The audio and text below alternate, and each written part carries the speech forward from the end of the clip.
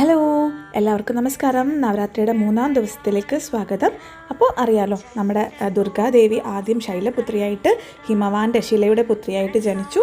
അതിനുശേഷം നാരദരുടെ ഉപദേശം സ്വീകരിച്ചിട്ട് നമ്മൾ മഹാദേവനെ വിവാഹം കഴിക്കാനായിട്ട് കഠിന തപസ്സിലേക്ക് പോയിട്ട് ബ്രഹ്മചാരിണി രൂപത്തിലായിരുന്നു ഇന്നലെ എത്തിയിരുന്നത്. അതിനുശേഷം പല തടസ്സങ്ങളൊക്കെ നേരിട്ടതിന് ശേഷം ലാസ്റ്റ് മഹാദേവൻ വിവാഹം കഴിക്കാൻ വരുന്ന വേളയിൽ ഉണ്ടായൊരു സംഭവത്തിനോട് അടിസ്ഥാനപ്പെടുത്തിയാണ് ഈ ചന്ദ്രഖണ്ഡ രൂപം ധരിച്ചത് കേട്ടോ. ചന്ദ്രഖണ്ഡ എന്ന് വെച്ചാൽ ചന്ദ്രമണി കഴുത്തിലണിഞ്ഞവൾ എന്നാണ്. അപ്പോൾ വിവാഹവേളയിൽ ദേവിയുടെ വീട്ടിലേക്ക് മഹാദേവൻ വരുന്നത് അതിഭയാനകമായ രൂപത്തിലാണ്. അതായത് അഘോരികളുടെയും തൻ്റെ ഭൂതഗണങ്ങളുടെയും ഒക്കെ കൂടെ ഒരു പേടിപ്പെടുത്തുന്ന രൂപത്തിലാണ് വിവാഹവേളയിൽ വന്നത്. അപ്പോൾ സ്വാഭാവികമായിട്ടും അവിടെ കൂടി നിന്നിരുന്ന എല്ലാവരും പേടിച്ചു പോയിട്ടോ.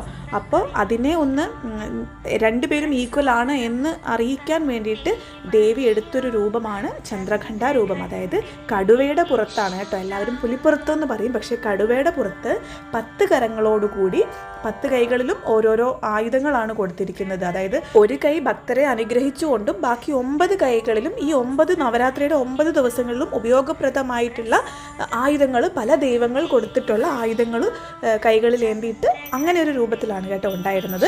അപ്പോൾ അത് കണ്ടതിന് ശേഷം അപ്പോൾ ഭൂതഗണങ്ങളും കുറച്ചൊന്ന് പേടിച്ചുല്ലോ. അപ്പോൾ നന്ദികേശിൻ്റെ പുറത്താണ് മഹാദേവൻ വന്നത്. അപ്പോൾ ഭൂതഗണങ്ങളും പേടിച്ചു. അപ്പോൾ മഹാദേവൻ ചിന്തിച്ചപ്പോഴെന്തായി, മഹാദേവൻ്റെ രൂപത്തിനോട് സാമ്യമായ രൂപം ദേവി കൈവരിച്ചിട്ടുണ്ട്.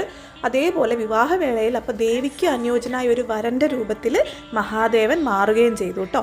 അതിനുശേഷം വിവാഹം എല്ലാം കഴിഞ്ഞതിന് ശേഷം ഭക്തരെ എല്ലാം അനുഗ്രഹിച്ച്, വീട്ടുകാരെ എല്ലാം അനുഗ്രഹിച്ച് ദേവി ഭഗവാന്റെ കൂടെ കൈലാസത്തിലേക്ക് പോകുന്ന ആ ഒരു ദിവസമാണ് 3-ാം ദിവസം നമ്മൾ മനസ്സിൽ കരുതേണ്ടതും പ്രാർത്ഥിക്കേണ്ടതും. ആ ഒരു സ്റ്റോറിയാണ് 3-ാം ദിവസത്തെ ചന്ദ്രഖണ്ഡ എന്നുള്ളൊരു രൂപത്തിൽ വരുന്നത് കേട്ടോ.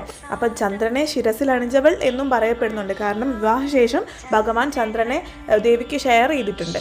അപ്പോൾ അത് ഓൾറെഡി ശിരസിലുള്ള ഒരു ദേവിയാണ് ചന്ദ്രഖണ്ഡ ദേവി. പക്ഷേ മഹാരാജാവായ ഹിമവാന്റെയും മഹാറാണിയായ മേനയുടെയും പുത്രിയായ ശൈലപുത്രിയാണ് ഈ വിവാഹം കഴിക്കുന്നത്.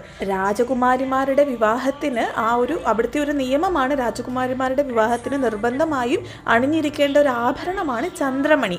അപ്പം ചന്ദ്രമണി കഴുത്തിൽ അണിഞ്ഞവൾ എന്നുള്ള പേരിലാണ് ചന്ദ്രഖണ്ഡ, ഖണ്ഡത്തിൽ ചന്ദ്രമണി അണിഞ്ഞവൾ, അങ്ങനെയാണ് ആ ഒരു പേര് വന്നതെന്നും പറയപ്പെടുന്നുണ്ട് കേട്ടോ. അപ്പം ഇന്നത്തെ കളർ എന്ന് പറയുന്നത് റോയൽ ബ്ലൂ കളറാണേ.